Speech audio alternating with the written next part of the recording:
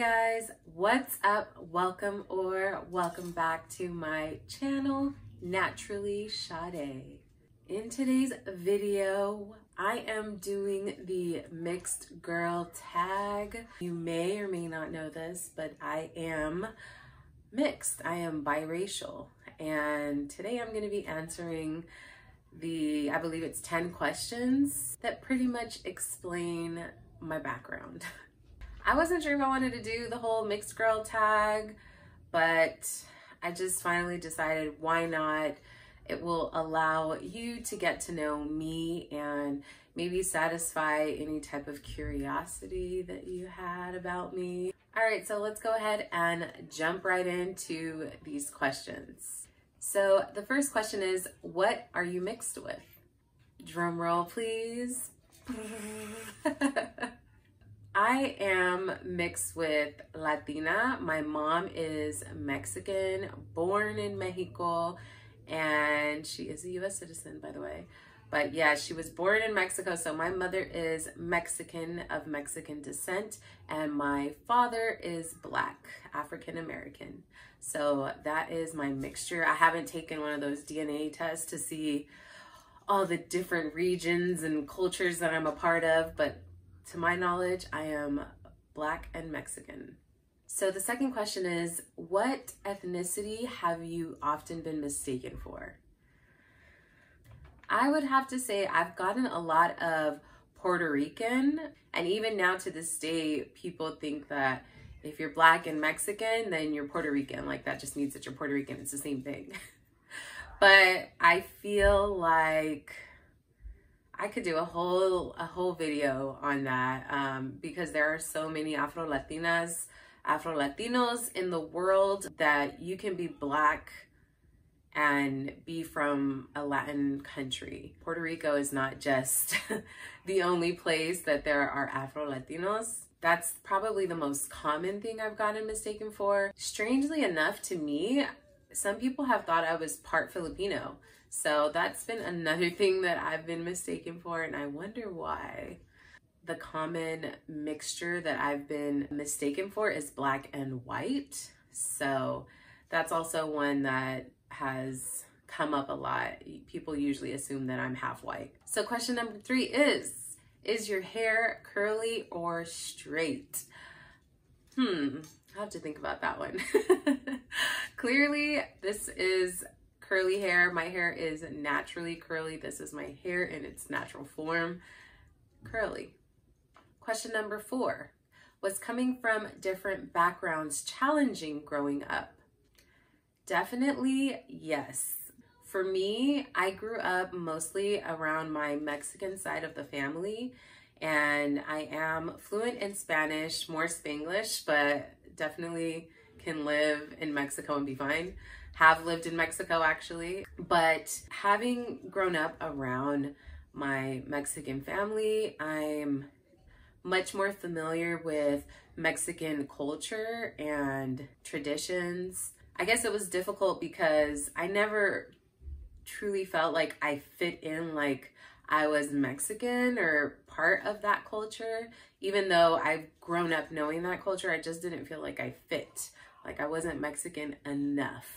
Growing up and having Black friends, I was never Black enough, you know, like I was just never enough for either group. It was kind of like, oh, well, yeah, you're Black, but you're not really Black.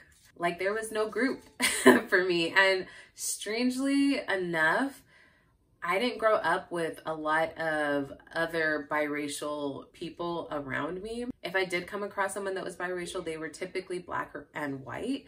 And it was not common for me to come across another Black and Mexican person. I didn't meet another Black and Mexican biracial person until I was in high school. So, you know, growing up, the only others that I really knew of was my brother and my sister. It's always been a struggle of fitting in and just trying to be myself and fitting in with the cultures that I'm a part of. Now that I'm a little bit older, you know, and my friends are different, you know, I have different friends, it doesn't really matter what I am, whether I'm enough of this or that or whatever. I am who I am, and I'm Sade, and that's who I'm always going to be till the day I die, and that's enough. The fifth question is, which background do you embrace the most? This question is actually pretty tough because I don't know if I embrace one more than the other. I'm definitely comfortable with both. I'm good. I'm comfortable with both of my backgrounds. I don't know if I embrace one more than the other. I accept both of them as a part of me. So I would say I'm split down the middle. Question number 6 is, have you ever been teased for being different? I don't remember a lot of instances growing up. I feel like more than anything, not necessarily being different, but for being Black. So growing up, my mom used to have my hair in braids all the time. And I remember, you know, kids would try to like pull on my braids or like make fun of my braids and, you know, call me names. Some kids even said the N-word to me when they were kids because, you know, clearly they were ignorant, but probably that's what they were taught. But like that's also a whole nother video. But definitely not necessarily being different, but being just for being Black. Hopefully my kids don't have to go through that, but I mean, unfortunately, this is the world that we live in. Question number 7, have you ever been ashamed of being mixed or multiracial? I never thought twice about being mixed in a negative way. I never was ashamed to be Black or Mexican or both. Like, it never occurred to me, I guess. My mom always taught us to, you know, stand proud and be confident in our own skin and who we are. So if I did, I don't remember ever feeling that way. And to this day, I don't. I'm not ashamed at all of who I am. I'm proud of the woman that I am, and I feel like no matter my skin color, I'm proud of who I am. So it has nothing to do with being biracial or multiracial. I'm not ashamed. Question number 8. Do you feel that being multiracial has its benefits? That's a weird question, honestly. Benefits, like what benefits do you get from being mixed? I don't know, that's a weird question. I would say I feel like that's in the eye of the beholder. I don't know if it does or it doesn't. That's my answer. Question number 9. What makes being multiracial a beautiful thing? Okay, this I think I have more of an answer for. I would say that the fact that you can share and be a part in so many different cultures. So for me, being able to know and understand and be a part of Mexican culture, I love that. The food, the music, the traditions, just everything about that. I love being able to be a part of and understand and communicate. You know, like I mentioned, I do speak Spanish. I'm fluent in Spanish. So for me, that's like so important to hold on to that part of my culture.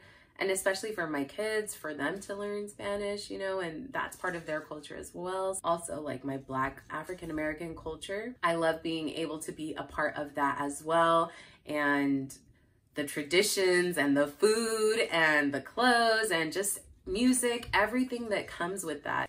Even the prominent figures in history in Mexican culture and in African-American culture that are so important and impact all of us minorities. That's what I love. The beautiful thing to me about being multiracial is just having access to multiple cultures. And the final question, question number 10, any advice for someone who struggles with their multiracial identity? That is a tough one as well, because your environment can really have an effect on that. But I would just say, you know, this is so cliche to say, but it is my real, true, honest answer, and it is to be yourself. Don't put yourself in a box and don't feel that you have to be one or the other. You can be both in your own way. There's no rule book that says that you have to be more this or that in order to fit in. Accept who you are, because there's nothing you can do to change who you are fundamentally. Yeah, you might be able to change your appearance, but who you are on the inside, your genetics, like, you cannot change that. Don't allow people to put you in their boxes, and just do you. Do you, boo. Hold your head up high, be confident in who you are, and know that there is only one you and nobody else can be you but you. So embrace that fact. And that's it, y'all. Hope that answers some questions if you had any about me. And if you made it to the end of this video, then you are a real one. I hope that you enjoyed watching this, and you already know, if you did, feel free. Actually, just do it. Hit that like button down below and hit that subscribe button down below. Just don't consider it, just do it. And of course, as always, thank you so much for watching. I truly appreciate you, and I hope to see you in my next video. Bye.